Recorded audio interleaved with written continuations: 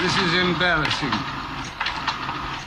It's embarrassing to misplace things. Oh, misplacing data? The whole of the 13th century. Lost those computers with all of the 13th century in them. Not much in the century, just Dante and a few corrupt popes. Hey guys, how's it going? So I wanted to share some information about the upcoming Great Conjunction of 2020, and then some interesting connections with the ISS, and then also a few of my outlandish ideas regarding what could be going on with the ISS. So first, what exactly is a conjunction in astronomy? According to the Encyclopedia Britannica, a conjunction in astronomy is an apparent meeting or passing of two or more celestial bodies. In other words, they appear very close together in the sky. Conjunctions of planets with one another are considered of great importance in astrology. Okay, so what is a great conjunction? A great conjunction is a conjunction of the planets Jupiter and Saturn, and they occur about every 20 years. And as we know, these two planets are very important in ancient cosmology and religions. Apparently, great conjunctions are also associated with omens for significant events such as wars, empire changes, financial changes, crazy stuff like that. In fact, according to Daniel Ferreira, whenever a great conjunction occurs during an election or inauguration year, the president is likely to die in office. And you can see on this chart, it does seem to be the case. 1840, William Harrison died of pneumonia. We have Lincoln in 1860, Garfield 1880, McKinley, Harding, Roosevelt, and then 1960, John F. Kennedy, assassinated in 1963. So it was the case through those terms, but I guess after 1960, and once we started exploring space and traveling to the moon, the rule seems to have lost its power. However, even though those presidents did not die in office, they still came close in each case. 1980, Ronald Reagan was shot, but he survived. 2000, we have George Bush. I guess a live grenade was thrown at him in 2005. I also believe a shoe was thrown at his head, but I don't know. Anyways, you can take that for what it's worth. So here is where it gets good. What makes the Great Conjunction of 2020 so special is that it falls directly on the winter solstice, that is December 21st, 2020. Now, just the fact that it falls directly on a solstice should give you an idea of how important this is. But also, this has actually never happened before in recorded history. I cross-referenced all of the dates of the past great conjunctions that fell near these solstices and equinoxes, and the 2020 one is the only time a great conjunction has ever fallen directly on a solstice or an equinox. And I used a conjunction chart created by Richard Knoll in the 90s for the historical great conjunctions. It seemed to correspond to other charts. And then the time and date seasons calculator for the exact dates of the equinoxes and solstices. And I was a little surprised at how much the yearly dates for these seasons shifted when you went way back in time. And there are only a few years when the Great Conjunction fell within a day or two of a solstice or equinox. In the year 233, it occurred one day before the spring equinox. In 471, it occurred one day before the summer solstice. In 1067, it occurred 2 days before the fall equinox.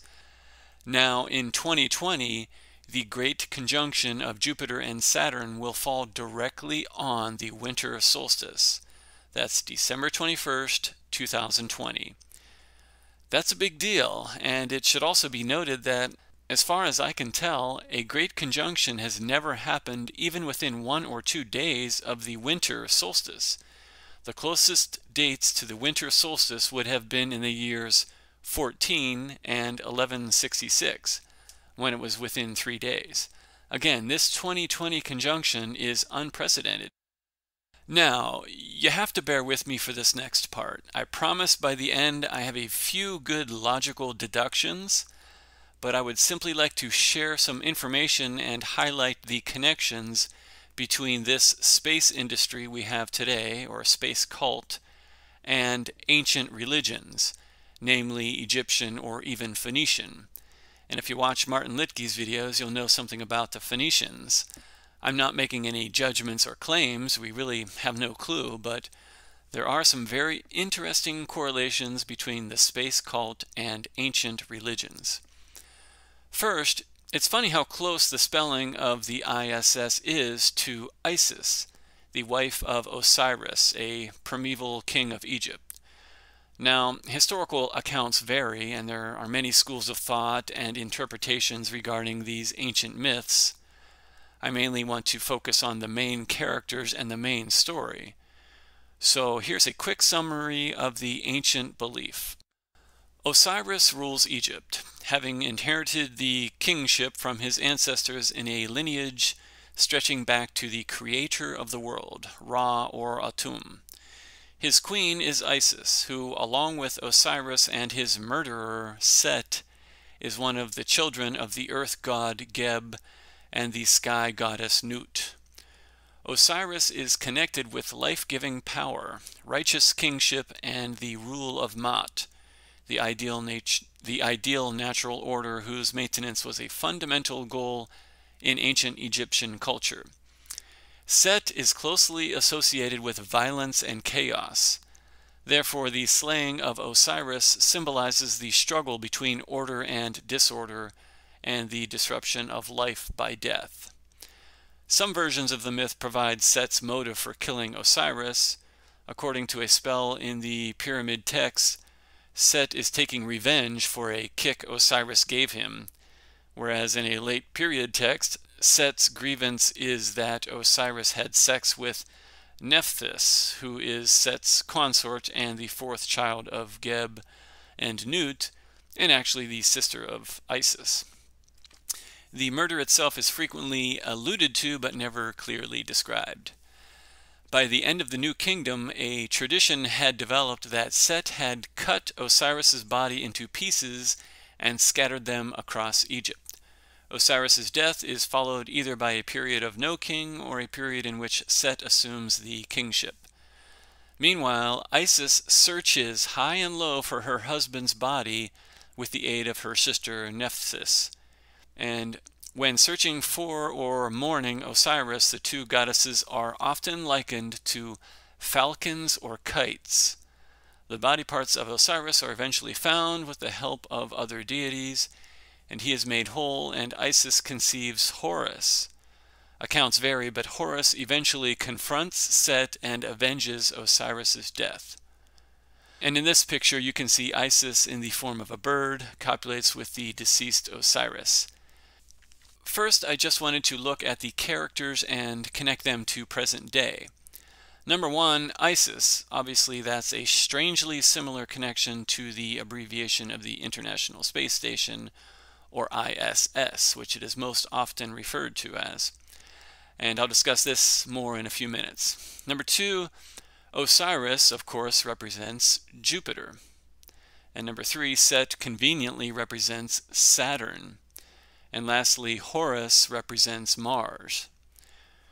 So just to make a few connections, we have an unprecedented Great Conjunction coming in 2020. The last Great Conjunction took place in May of the year 2000, and conveniently enough, NASA's ISS was completed around the same time and has been continuously occupied since November of that year. So we had a Great Conjunction in May, and then the ISS starts its mission in November of 2000. That's an interesting coincidence, and you'll see why in a few minutes. According to the story, Isis searches everywhere for her husband's body parts, and she is most often depicted as a falcon or a kite, which would allow her to cover a lot of territory. And similarly, the ISS seems to cover a lot of territory with its orbit. It orbits the Earth every 90 minutes. That is about 16 orbits a day. It orbits from west to east, However, each orbit shifts to the west by approximately 23 degrees of longitude. And every 3 days, the ISS repeats its tracks. Very interesting similarities between the name, ISIS, and ISS. Appearance, ISIS with wings and the ISS with alleged solar panels, which are always deployed and look like wings. And the mission, ISIS searching high and low for her husband's body parts, and the ISS covering so much of the inhabited Earth. Very curious indeed. And with all of this, we have Jupiter and Saturn converging in the Great Conjunction of 2020. And Mars will also be in the picture. In fact, there was a conjunction of Mars and Saturn in April of 2018, and even Pluto with its 248-year orbit will be involved in the 2020 event. And one last connection, and it's a stretch, but it is curious how the Snellen eye chart, developed in 1862 by Hermann Snellen, uses 2020 as perfect vision. Seeing things clearly in 2020. It's a stretch, but an interesting one nonetheless. Now, one last comment, and I may lose some people here, but over the past few months, I have been entertaining the thought that the ISS may in fact be something that no one has yet considered. So let's look at this. Logically, the ISS is either A, exactly as claimed by NASA, or B, not exactly claimed by NASA. Now to me, logically, it can't be A. A is just ridiculous. In my opinion, the story claimed by NASA is outlandish on so many levels. So if the ISS is not what is claimed by NASA, then what is it? And there are theories that I have heard, and usually it's number one, it's a plane or a drone. Number two, it could be a hologram. Or number three, it's an object placed into orbit, or I've even heard it's stuck to the dome and spinning around up there. So if we start with it being a plane or a drone, I don't know. It is possible, but seems very unlikely to me. I've been watching the ISS for quite a while now, and it is amazingly on time every time, and it is traveling fast. To keep that perfect schedule with turbulence, weather conditions, human error, mechanical error, it just seems extremely fantastical that we could keep up a worldwide program, manned or even unmanned, 24 hours a day, 7 days a week, 365 days a year for 20 years, just to fake the space station. So what about a hologram? I mean, anything is possible. Again, it just doesn't seem likely. Where would you shoot the beam from? How could a hologram be projected worldwide? 24/7, 365. Again, possible. I'm not aware of how it would be implemented easily, but again, anything's possible. Just doesn't seem likely to me. And then there is the third option, and probably the one that I entertain the most, and that is the theory that they, or NASA, is somehow able to shoot something up to a certain altitude where it magically orbits at 17,000 miles per hour, glows brightly in the night sky, and keeps a perfectly timed orbit for 20 years. And again, anything is possible, but seems unlikely when you really think about it. So that brings me to the theory that I've been kicking around for several months now, and it's not a very popular theory. I don't seem to get much interest when I discuss it with others, but I just can't ignore the possibility that the ISS could actually be a natural Earth cycle phenomenon. I know it sounds crazy, but so does everything else. And when I watch the ISS traverse the sky, it looks exactly like the other sky objects. A bright light with a certain unchanging shape. The ISS supposedly experiences orbital decay, which in my opinion would rip it apart at 17,000 miles per hour, but nope, not with NASA. I mean, it seems too fantastic when you see that light go across the sky perfectly, and when you film it, it just never budges, it never moves. It's perfect, like Saturn, the way Saturn goes across the sky, a lot slower obviously, but it is something to think about.